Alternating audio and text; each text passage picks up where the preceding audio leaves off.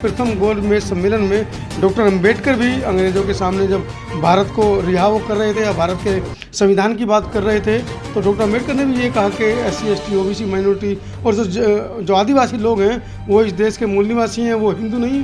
अकेला अगर एक मोहन भागवत अगर ये कहे कि देश में रहने वाला हर एक व्यक्ति हिंदू है, तो देश का आर्टिकल भी हमें ये कहता है कि हिंदू नामक शब्द यहाँ है ही नहीं।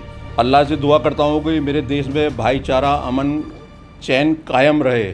जो फिरका परस्त ताकतें आज हमारे देश को, हमारे भाईचारे को तोड़ने में लगी हुई हैं, हमारी कोशिशों से अल्लाह ने चाहा तो वो उनकी जो नफ़रत की जो राजनीति और नफ़रत फैलाने की जो कोशिश है वो हम उसको कामयाब नहीं होने देंगे, अपने देश को टूटने नहीं देंगे किसी भी सूरत में।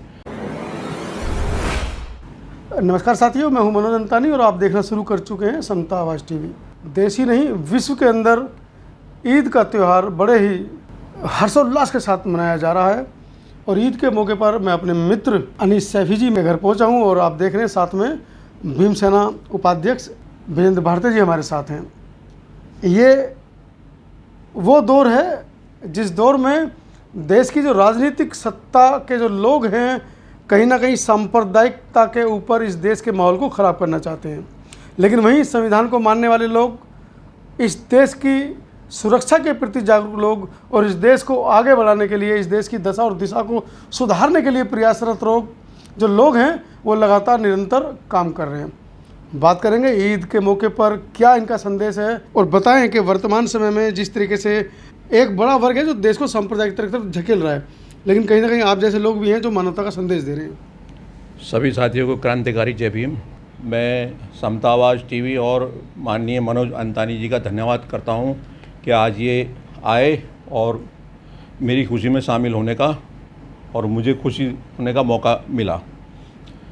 मैं आज पूरे देश को अपने माध्यम से और भीमसेना टीम के माध्यम से और मनोज अंतानी जी समता आवाज़ टीवी के माध्यम से पूरे देश को, पूरे देशवासियों को ईद की हार्दिक शुभकामनाएं देता हूं और अल्लाह से दुआ करता हूँ कि मेरे देश में भाईचारा, अमन, चैन कायम रहे।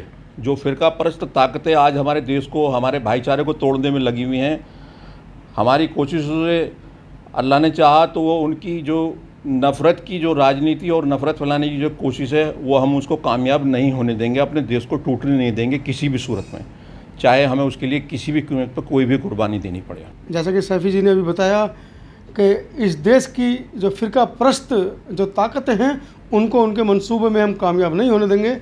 हम जिस देश में रहते हैं उस देश के अंदर इतिहास गवाह है कि लोग बाहर से आए, चाहे वो यूरेशियन रहे, चाहे वो अंग्रेज़ रहे, चाहे वो मुग़ल रहे, लेकिन इस देश के अंदर गंगा जमुनी तहजीब की जब बात चलती है और जो लोग यहाँ पर रह गए, बेशक इतिहास में उनको विदेशी आक्रांता कहा जाता रहा है, लेकिन इस देश की जो संस्कृति है उसके अंदर वो ढले, उन्होंने अपने परिवार बसाए, उनके वंशज लगातार इस देश की उन्नति के लिए काम कर रहे हैं। भारती जी, क्या लगता है, ईद का त्यौहार हम मना रहे हैं और देश के अंदर एक बड़ा वर्ग है जो ये कह रहा है कि इस त्यौहार को देश के अंदर मनाने का किसी को अधिकार नहीं है। भारत देश के अंदर 2014 से लेकर के कंटिन्यू वो सारे कार्य किए जा रहे हैं जिनको ना तो देश और ना ही देश का लोकतंत्र और ना ही देश का संविधान इसकी इजाज़त देता है।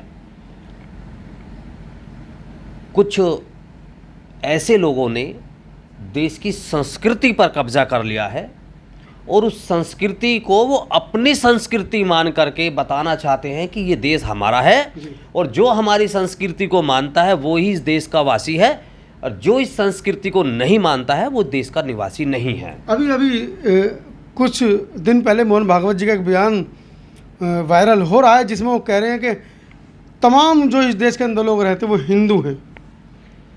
ऐसा नहीं है।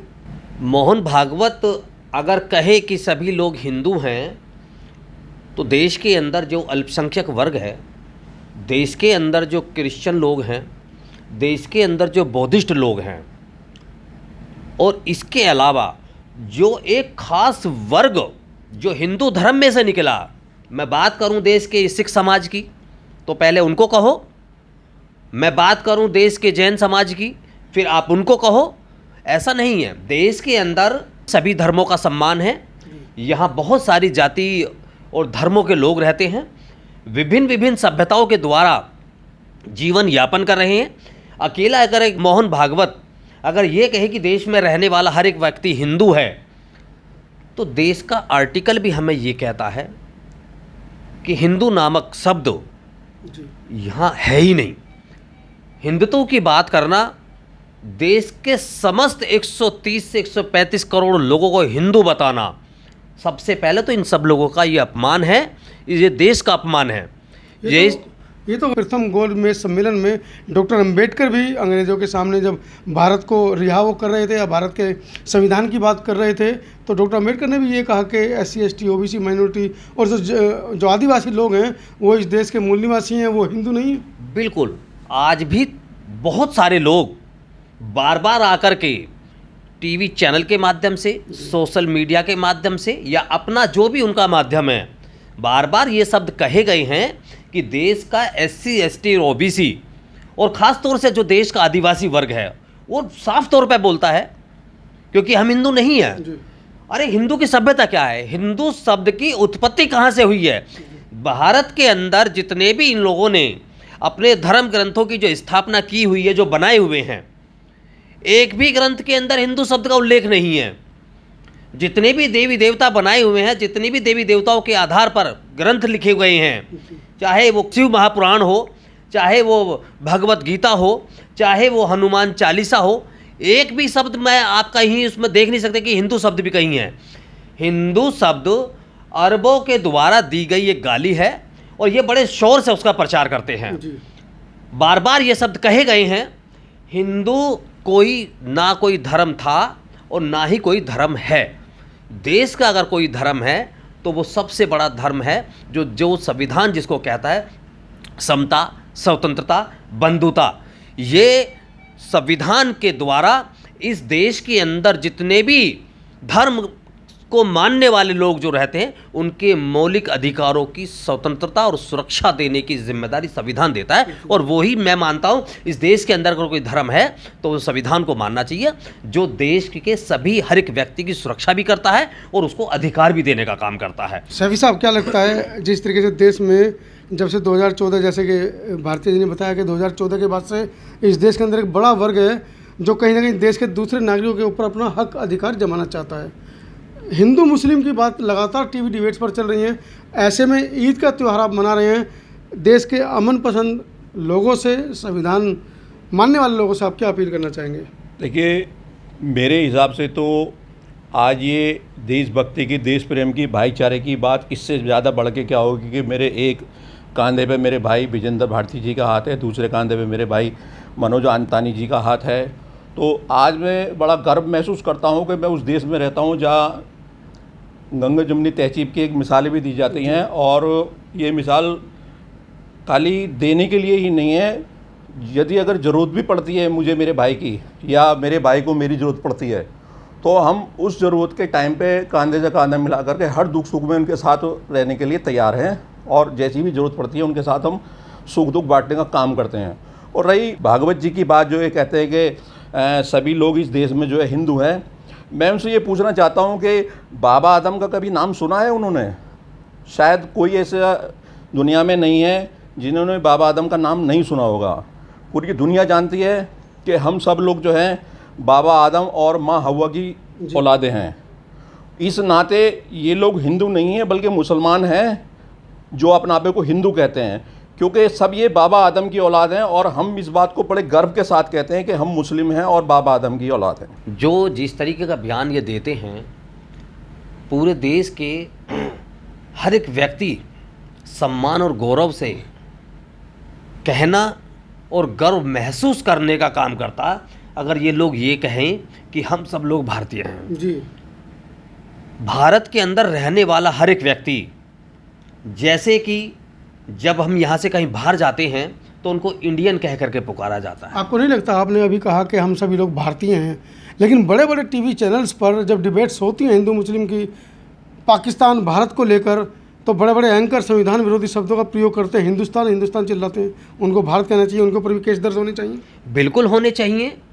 देखिए, हिंदुस्तान भी जो कहा जाता है, हिंदुस्तान नाम का शब्द जी संवैधानिक नहीं है।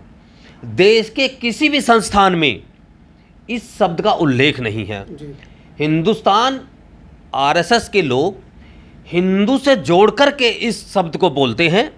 और मैं बहुत जगह गया हूँ, हम लोगों ने देखा है कि काफ़ी जगह जो मुस्लिम समुदाय के जो लोग हैं वो भी हिंदुस्तान हिंदुस्तान करने का काम करते हैं, जबकि हम लोगों ने बराबर ये कहा है कि ये देश हिंदुस्तान नहीं है, ये भारत है, ये अखंड भारत है, जो कभी सम्राट अशोक ने जिसका सपना देखा था और उसको साकार करने का काम किया था। लेकिन कुछ विदेशी ताकतों के आने के बाद इस देश के टुकड़े करने का इन लोगों ने काम कराया है। इस देश के जो अखंड देश जो बताया जाता था उसको खंड खंड करने का काम इन लोगों ने किया हुआ है। अब ये फिर पुनः उसी पुनर्वृत्ति को इस देश के अंदर लागू करवाना चाहते हैं कि इस देश के टुकड़े हों, कि इस देश के अंदर करीब 20 से 22 करोड़ लोग मुसलमान रहते हैं।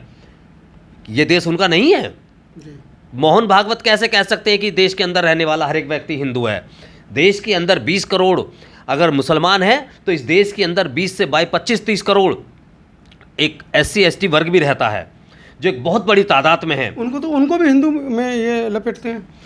नहीं, देखिए, ये तो सभी को लपेट रहे हैं, क्योंकि इन्हें वोट मिल जाता है EVM के माध्यम से। आज ये सत्ता में बैठे हैं तो ये सब बोल रहे हैं। 2014 से पहले मोहन भागवत भी थे, उन्होंने कितनी बार कहा था आकर के टीवी चैनलों पर कि ये सभी देश के वासी हिंदू हैं। आज वो बोल रहे हैं क्योंकि उनके हाथ में ताकतें हैं।